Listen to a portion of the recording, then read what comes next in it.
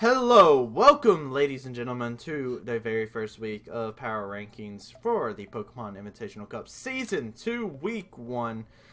And without further ado, guys, I want to just give a quick introduction to ourselves. You guys are going to be seeing our face quite a lot if you guys have any interest whatsoever in the Pokemon Invitational Cup, because we are both contenders, we are both coaches, we are both people vying for that playoff spot that will later lead to our spot on the throne. So without further ado, guys, I am the coach of the Carolina Castforms. I'm also known on YouTube as the greatest travesty that ever lived. And here joining me today will be a good friend of mine and also a coach of his own right. If you'd like, go ahead and introduce yourself, buddy. Hey guys, what's up? It's me, Nathan, otherwise known as Natedogplays, and I am so pumped to be here with you today. And it was pretty funny that he almost said the Carolina crap forms, but... I mean, without any spoiler alerts, it's not that far off to be the Carolina crap forms.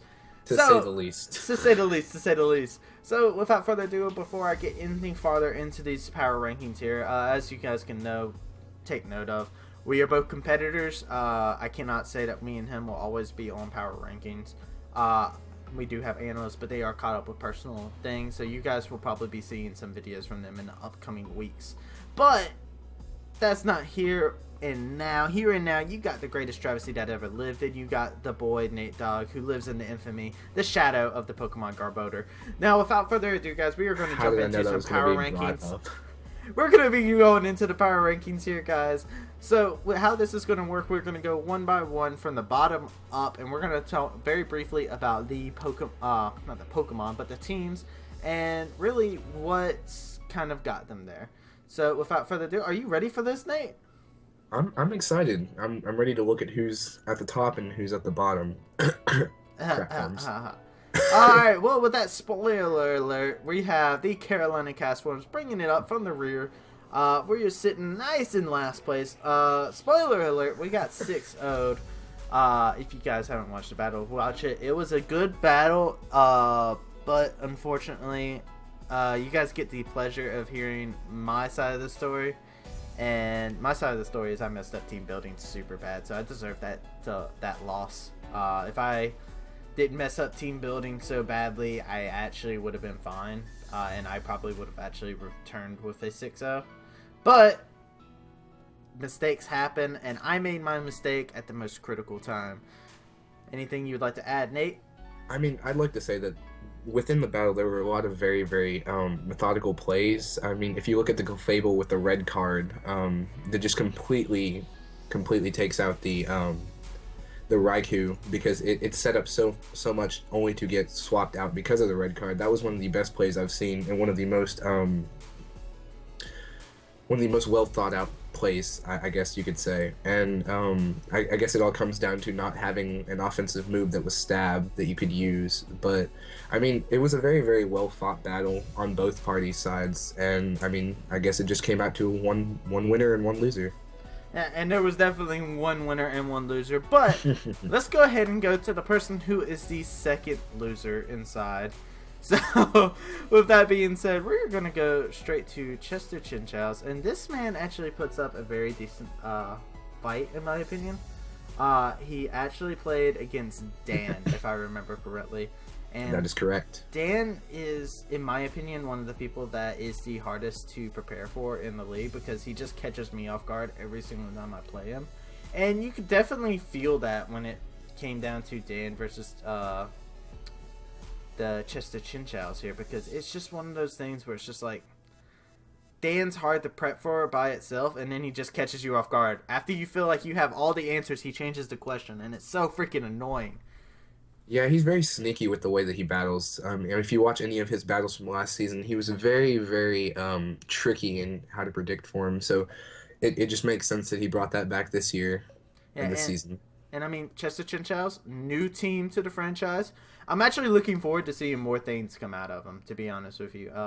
As a coach, as a player, and as somebody who just enjoys watching these battles, I feel like he has the potential to really rise up the ranks. He has a very, very good team, especially with his Dragon Fairy Steel Core, just with his first 3 picks, and I mean, it's ridiculous how he has it set up. So, I mean, it's a little setback being in second to last place, but I mean, he's definitely got a ways to go, especially with it being early in the season, so he can definitely pull it back around. All right, and next up, we got in 7th place here, we've got the Cutstown Crocodiles. And this is led by our boy Rosebud's a Sled. I've known him for quite a Spoiler bit. alert. Spoiler alert! But we've said that like 5 times this video. Jesus.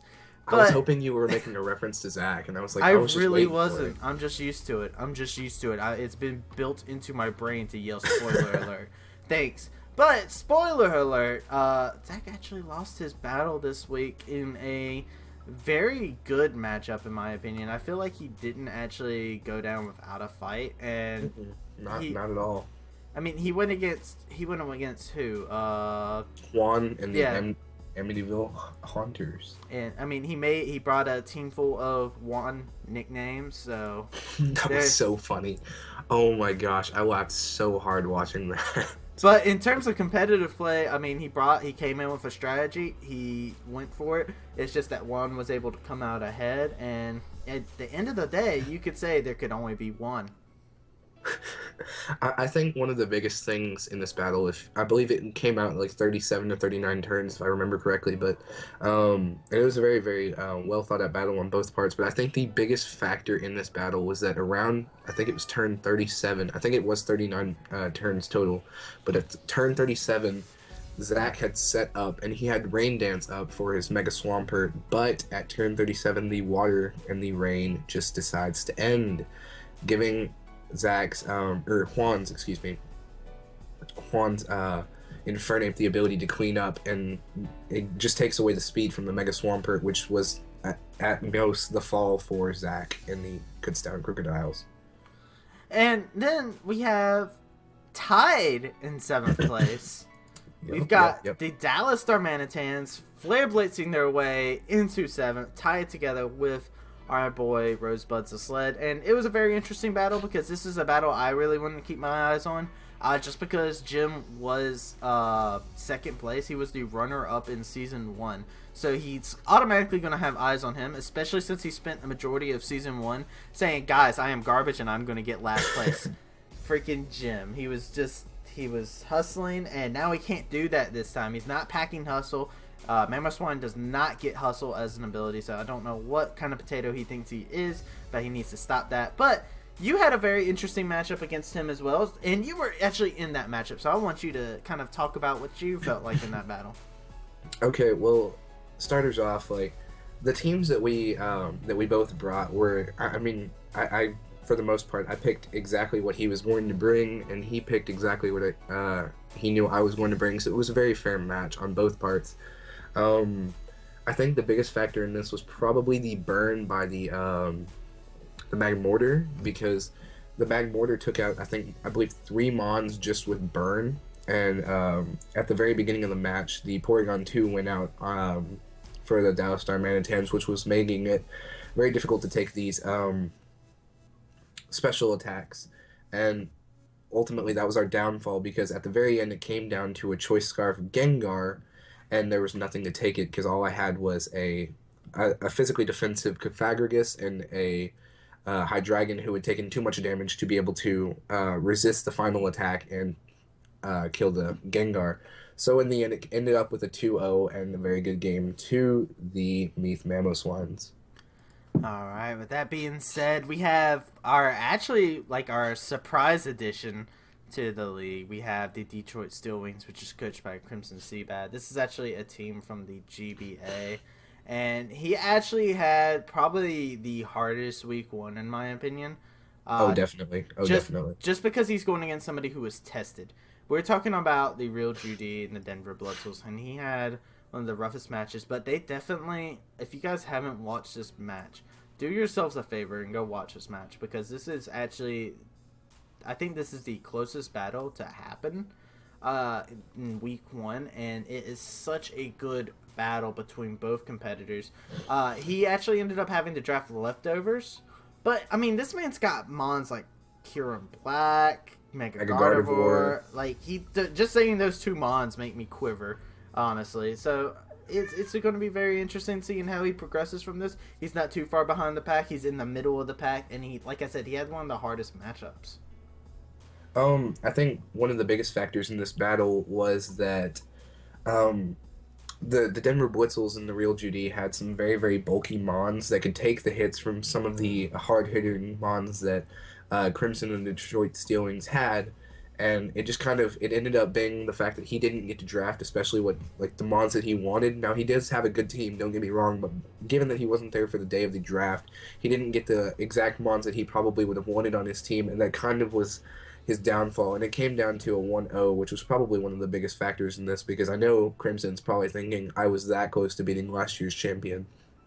Absolutely. I mean, that's huge. If you can dethrone the champion that quick, like, that's big. That's coming in with attitude. But without further ado, we have the one team that I have literally nothing to say about. You know why? Because it's the LA Dublades, as you guys can see. He's in the middle of the pack. And why do I have nothing to say about this team? Well, you guys, I just want to go ahead and say that he didn't have a match because he had a bye this week.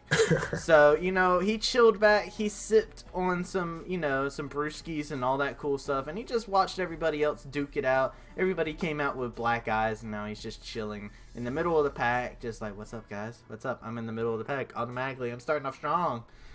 So, I mean...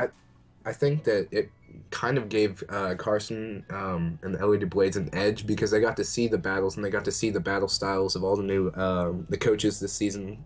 Me as an example, because there were five new coaches that came in, something like that. Yeah, I believe 5. That sounds about right. 5 new coaches that came in, and so he got to just kind of sit back, relax, and his team got to enjoy and watch and see who ended up winning, who ended up losing, how they battled, how they lost. Etc. Because I mean, it gives them one of the biggest edge. I know that watching, I guess for week 2, watching week 1 battles is the best thing to do because you get to see how that person battled, the mods that they brought, and how they used them. So I think that's going to really help him moving forward. Yeah, and I mean, you can say that he's actually going to be able to hone his edge if you get oh my gosh. But with that being said, and all great jokes aside, we're going to go out into our 4th place, which is the Denver Blitzels, which is our returning champion from Season 1. He's actually one of the scarier people because he has so much bulk. I mean, this man drafted Chansey and did not fear the consequences. So, Regenerator Slowbro. Like, he has Regenerator Slowbro. I think that's one of the biggest drafts, honestly. And he uses it so well. Like, his team is so good. He has Mega Venusaur. He's got Fortress. He's got Mons that can sweep, like Nidoking and Hatsurus. Like, he's got so many tools at his disposal. And, I mean, he brought some of the finest tools out of the shed to take on Crimson Seabat and come out with a powerful 1-0 victory. I mean, looking at his team, he didn't bring the Mega Venusaur this week, but that Mega Venusaur is going to be a definite factor in weeks to come. And you just look at the Slowbro and the Nidoking, which was definitely being choice graph, one of the biggest factors in this battle. So his team, although it's very pink, if you look at his draft, his Mons are like 90% pink and purple Mons, which is hilarious. But, I mean, I pink that he did very good this week. Yeah, absolutely. So, I'm kidding. So, with that being said, like, it's one of those big things where I would mention the Mega Venusaur. He has that in his pocket in the very first week. So, that's big. That's big.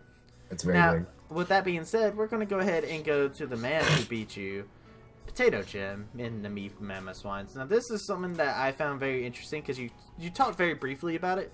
Gengar Revenge killed 3 Mons. Yep. He got a kill on Darmanitan, Hydreigon, and Confagus, and I want to point that out because I really feel like that was the MVP of that battle, because the fact that he used his Mons so well, he was able to set Gengar up, which I believe was Scarf, to revenge kill, and he used that to his advantage in the end game to take out Confagus and Hydreigon, because as you said, Hydreigon was too crippled at the point for it to be able to stand up to Gengar. Yeah, no, the biggest factor in this battle was was definitely the Gengar because no matter what, my fastest mon is my Darmanitan, and at max speed it's only 317 Jolly, and even with a Choice Scarf, it cannot outspeed a max speed Gengar that is also Choice Scarf. So no matter what I had did, there was not going to be anything I could have done to take out that Gengar, and it did in fact revenge kill 3 Mons, and honestly, with his Mega Gallade having Fire Punch and crippling my Mega Scizor as well, it taking out the Mega Scizor, it was just the biggest factor. Those two Mons combined are going to be a big factor looking in weeks to come for him because they are a very, very good team as it is. Absolutely. And with that being said, we get to go out into our next one, the Amityville Haunters. This was the one to win his match. And he was the only one to come out victorious out of that match. But he is not the only one that is taking third place. So, that being said, this man brought some really cool stuff. He brought Freeze Dry Piloswine, which I'm actually a huge fan of because Freeze Dry is like, it's the ultimate move to catch a water type off guard because you're just like, oh, ice type moves, I can take that. And then it's like Freeze Dry, and it's like, oh, I can't take that. Never mind. I think the biggest thing was like, no one, when he drafted Piloswine, I don't think anybody expected him to actually bring Piloswine. It's like the Litleo kind of draft thing. Like, I expected it. I didn't think he'd ever actually use it, especially with all the other mons that he had. And I was like, okay, he might bring it 1 week, but I was not expecting it to come week 1, especially not against Zach. And it came, and it did some work, so I was pretty impressed with what happened.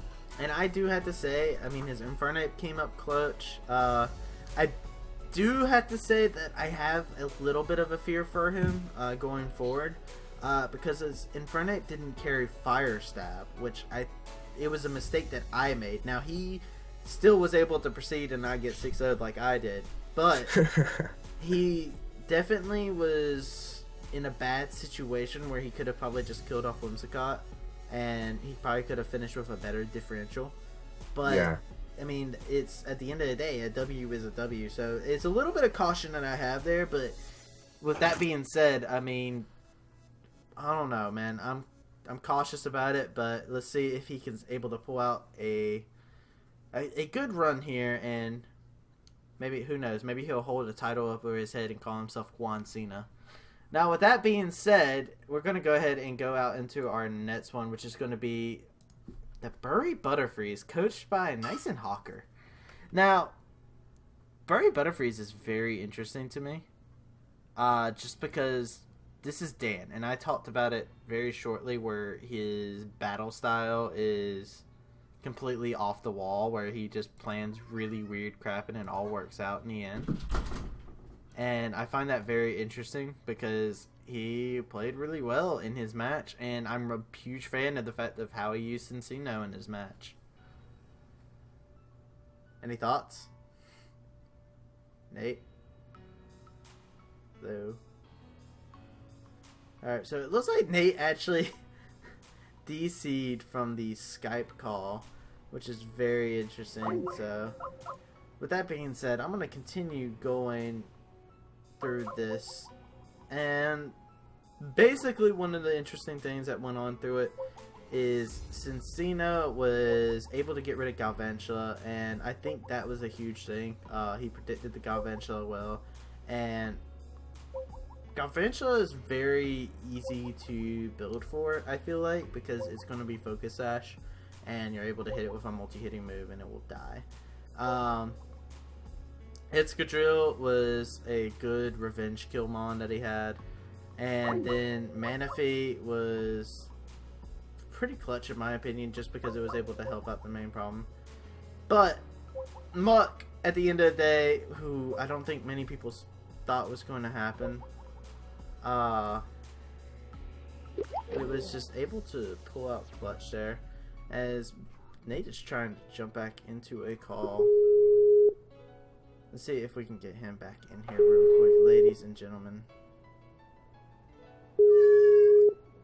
It's ringing.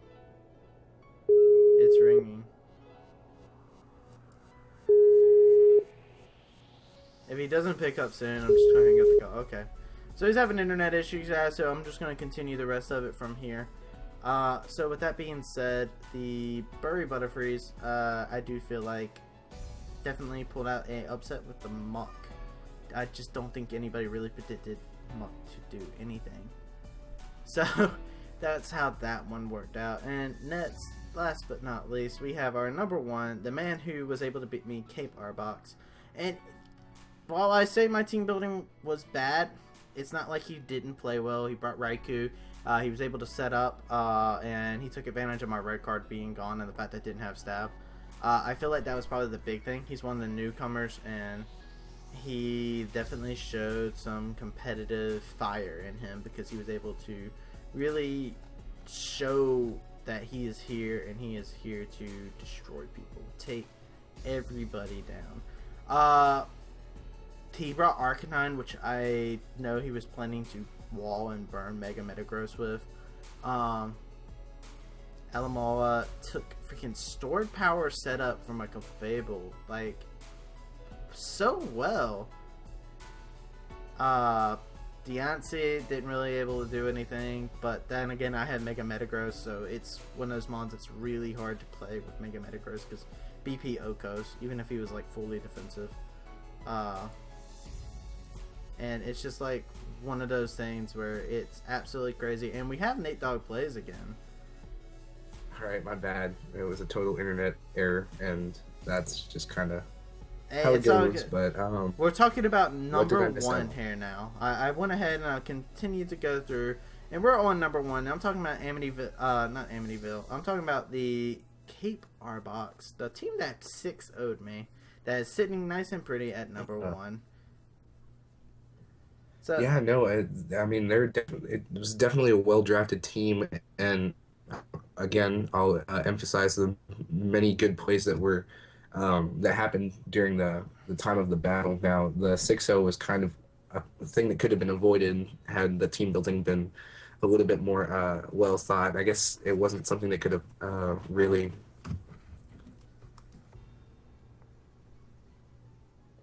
It could have been avoided, but I think in the end, with what happened, I think that it was a well-deserved 6-0.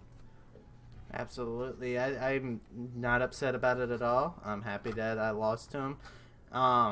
So yeah, that was our power rankings for week 1, guys. If you guys enjoyed, be sure to hit up that like button. And be sure to subscribe to keep in touch with more content to come to the Pokemon Invitational Cup. And be sure to check out all the lovely coaches that are out there in the Pokemon Invitational Cup. We went through all of them. They all have their kinks, their quarrels, and all the good things under the rainbow. Some of them get puns made about them all the time. Some of them make the puns all the time. So, with that being said, be sure to watch all these battles that went on, because every single battle was a great battle to watch, in my opinion. And be sure to stay tuned for Week 2's Power Rankings, because we will be coming at you live. I believe that's going to be a series of...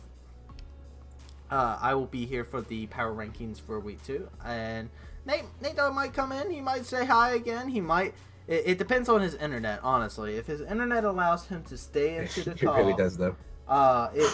It'll be absolutely great, as long as it doesn't imitate his long lost mascot Garbodor. So if you guys enjoy, hit that like button, subscribe, and we will see you guys later. Thank you guys again for watching, and peace. We are out. All right, see you guys.